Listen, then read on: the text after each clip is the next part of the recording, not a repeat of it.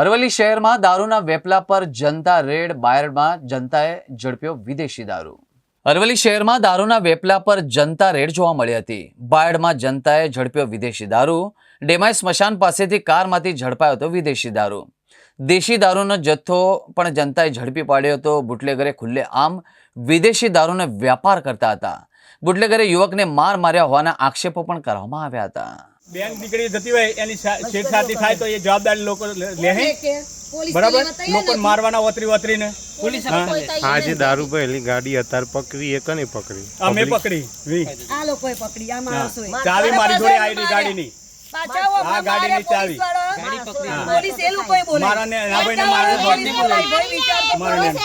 અડ્ડાવાળા police બોલાવું બૈરોન મારું અને પાછા તે સત્તા પાસે એમ કીધું જતા કે પોલીસ તો અમારી બાયડની અને ડેમાઈની આવો શબ્દ પણ વાપરીને જાય એ લોકો.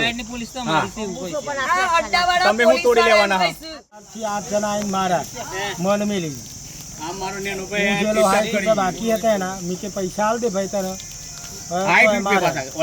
દારૂ પર પકડી હા મારા ભાઈ પકડી દારૂની ગાડી.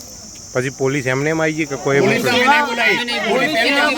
પબ્લિકે ફોન કર્યો આવો જવાબ અમને પોલીસે આલી.